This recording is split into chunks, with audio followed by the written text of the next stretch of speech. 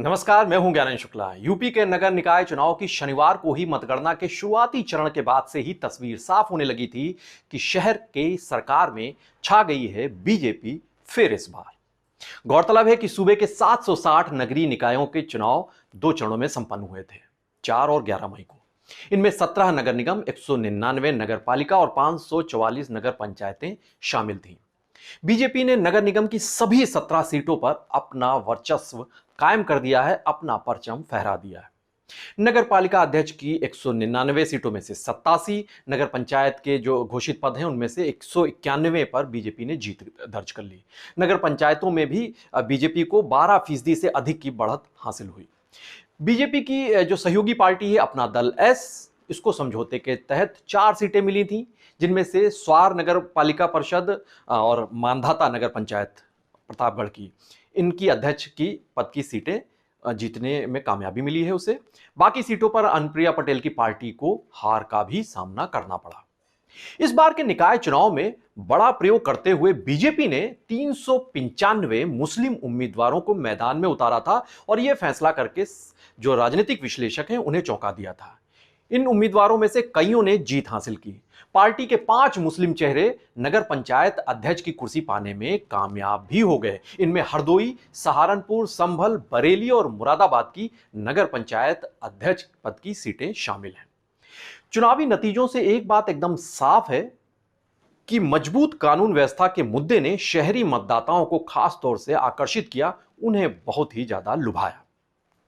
इसके साथ ही इस चुनाव में जिन फैक्टर्स ने अहम किरदार निभाया उन पर अगर गौर करें तो बीजेपी की तरफ से विकास की बात करने के साथ साथ राष्ट्रवाद का भी जिक्र खूब हुआ।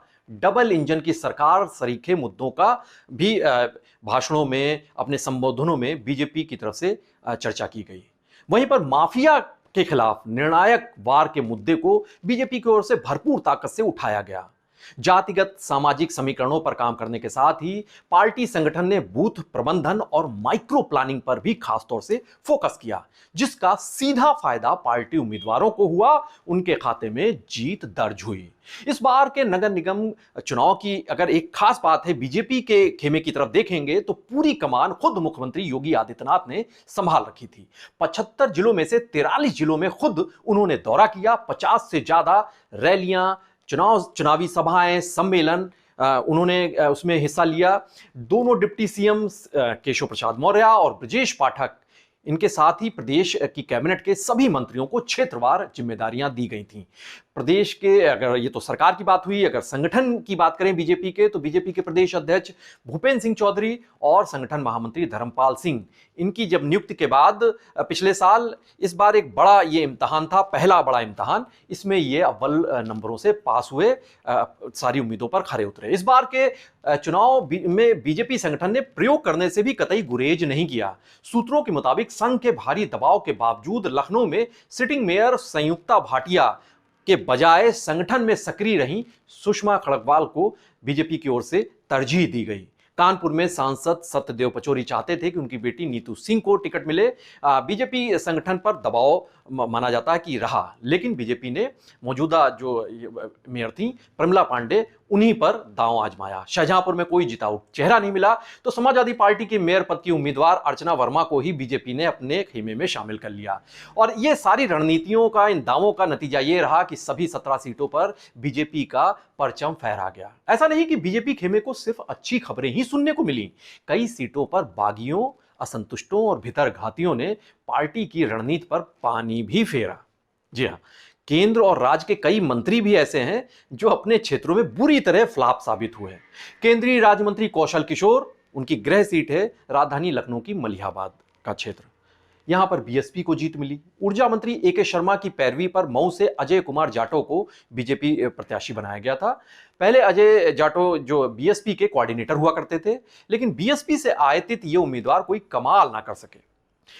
पूर्व नौकरशाह और इस वक्त के ऊर्जा मंत्री यानी एके शर्मा की जिनकी हम बात कर रहे हैं, उनका यह प्रयोग बुरी तरह फ्लॉप हुआ और यहां से बीएसपी के इरशाद ने 36,000 से ज्यादा मतों से बीजेपी के उम्मीदवार को मात दे दी, यानी उनकी रणनीति फ्लॉप हुई। उद्यान राज्य मंत्री दिनेश प्रताप सिंह, उनका गृह जनपद है रायबरेली, यहां पर भी बीजेपी की बुरी तरह से हार हुई। पशुधन मंत्री धर्मपाल सिंह, इनके निर्वाचन क्षेत्र बरेली की आंवला सीट की बात करें तो यहां बीजेपी के संजीव सक्सेना सपा के आबिद अली से हार गए। चिकित्सा शिक्षा राज्य मंत्री मयंकेश्वर शरण सिंह, उनका गृह क्षेत्र तिलोई है, यहां की जायस नगर पालिका से भी बीजेपी को हार का सामना करना पड़ा। माध्यमिक शिक्षा राज्य मंत्री गुलाब देवी बीते दिनों में चर्चा में रही थीं, एक पत्रकार को गिरफ्तार करने को लेकर। उनके गृह जनपद संभल की 2 नगर पालिकाएं चंदौसी और संभल, इन दोनों जगहों पर बीजेपी को शिकस्त मिली, मात मिली। कन्नौज में समाज कल्याण मंत्री और पूर्व आईपीएस अधिकारी असीम अरुण भी कोई खास जादू दिखा नहीं सके, वहां पर भी बीजेपी को शिकस्त का सामना करना पड़ा। राज्य मंत्री बलदेव सिंह औलख के प्रभाव वाली रामपुर नगर पालिका परिषद में भी बीजेपी प्रत्याशी को हार मिली, यहां पर आम आदमी पार्टी ने उसे मात दे दी। कैबिनेट मंत्री नंद गोपाल गुप्ता नंदी का मामला तो बेहद दिलचस्प है। वो अपनी पत्नी और प्रयागराज की निवर्तमान जो मेयर रही थी अभी तक, अभिलाषा गुप्ता, इनको दोबारा टिकट दिलाना चाहते थे मेयर पद का, लेकिन जब नहीं मिला तो नाराज हो गए। और जब डिप्टी सीएम केशव प्रसाद मौर्य की मौजूदगी में उनके धुर विरोधी रहे रईस चंद्र शुक्ला को बीजेपी में शामिल किया गया, तो फिर मंत्री नंदी का गुस्सा 7वें आसमान पर जा पहुंचा। कई तल्ख बयान उन्होंने जारी किए, उससे जगजाहिर हो गया कि उनकी नाराजगी इस वक्त कितनी ज्यादा है। और शायद उसी नाराजगी का असर नतीजों में भी दिखा। उनके वार्ड में बीजेपी प्रत्याशी विजय वैश्य तीसरे पायदान पर पहुंच गए। उच्च शिक्षा मंत्री योगेंद्र उपाध्याय की बात करें तो नगर निगम चुनाव के उसके अलावा संयोजक हैं जीएस धर्मेश, राज्यसभा के सांसद हरिद्वार दुबे, इनके संबंधित जो इनके इलाकों में जो इनके वार्ड थे वहां पर बीजेपी उम्मीदवार को बुरी तरह हार का सामना करना पड़ा। अब लगे हाथों बात कर लेते हैं विपक्षी खेमों की भी। तो सबसे मुख्य विपक्षी दल समाजवादी पार्टी की रणनीतिक खामियां इन नतीजों से उजागर हुई हैं।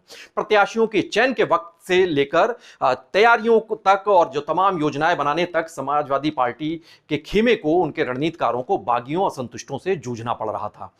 कई नाम ऐसे थे जिन पर पार्टी के आला कमान ने तो मुहर लगा दी थी, लेकिन जमीनी स्तर पर उनको जो भी मौजूदा समाजवादी पार्टी का संगठन है उसने इन नामों से नाइत्तेफाकी जताई। चुनाव प्रचार को लेकर भी पार्टी में असमंजस की, उहापोह की स्थिति दिखाई दी थी। पार्टी के दिग्गज मुस्लिम नेता आजम खान तो अपना ही गढ़ रामपुर ही नहीं बचा पाए। उसकी चर्चा हम आगे करेंगे कि उन्होंने अपने ही जो वहां पर क्षेत्र है वहां पर मात हो गई। तो सांगठनिक स्तर पर आधी अधूरी जो तैयारियां हुई, अनमने मन से जो चुनाव प्रचार हुआ, वो झलका समाजवादी पार्टी के नतीजों में, और इससे की वजह से सपाई साइकिल की रफ्तार सुस्त हो गई और रही सही कसर पूरी कर दी मुस्लिम वोटों के छिटकने ने, जिसका सीधा खामियाजा समाजवादी पार्टी को उठाना पड़ा। हालांकि बीएसपी का मुस्लिम कार्ड जो चला गया था वो भी बुरी तरह से फ्लॉप साबित हुआ। कई जगहों पर इसकी वजह से समाजवादी पार्टी को जरूर उसको मुश्किलों का सामना करना पड़ा। मायावती की पार्टी ने 17 मेयर की सीटों में से 11 पर मुस्लिम प्रत्याशियों को उतारा था। एक बड़ा नया प्रयोग किया था दलित मुस्लिम का, लेकिन ये इसका हश्र खासा बुरा रहा।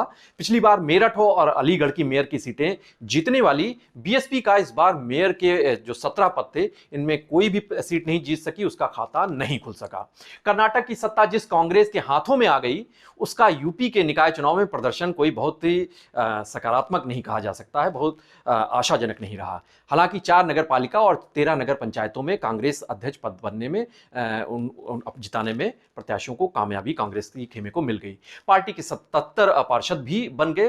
पार्टी रणनीतिकारों की अगर उनकी बात करें तो उनके लिए सुकून का एक पहलू जरूर है ये नतीजे, क्योंकि शाहजहांपुर और मुरादाबाद और झांसी, इन जगहों पर जो मुस्लिम समाज का वोट है ये माना जाता है कांग्रेसी खेमे में गया। तो कांग्रेसी प्रत्याशी जीते नहीं लेकिन दूसरे पायदान तक जरूर पहुंच गए।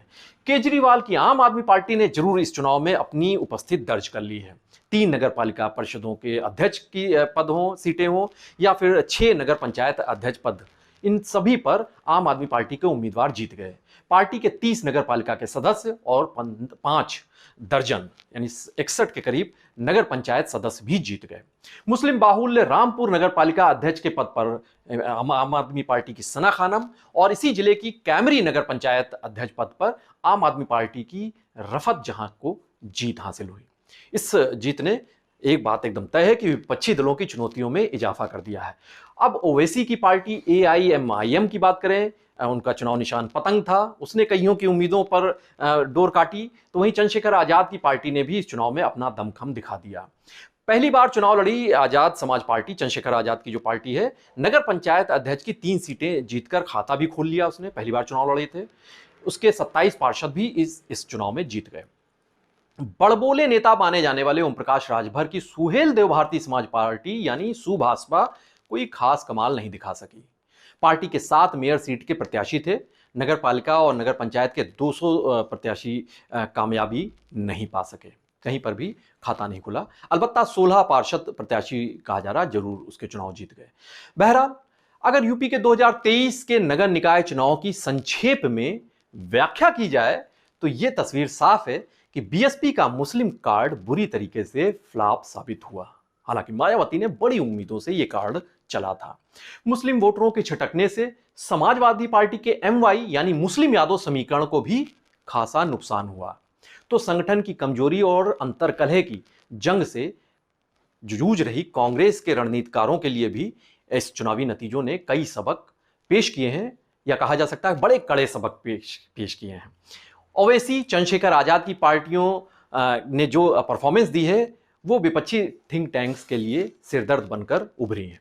आम आदमी पार्टी की ताकत में इजाफा होता दिखाई दिया है। ये भी विपक्षी स्पेस के लिए, विपक्षी पार्टियों के लिए एक चुनौती है।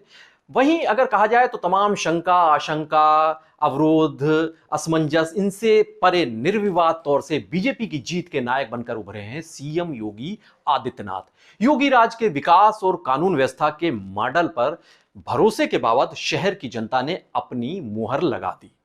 यह तय है कि इस चुनाव के नतीजों की गूंज 2024 के आम चुनाव में भरपूर सुनाई देगी। उत्तर प्रदेश की तमाम बड़ी और अहम खबरों के लिए आप बने रहिए पीटीसी न्यूज उत्तर प्रदेश के साथ। नमस्कार।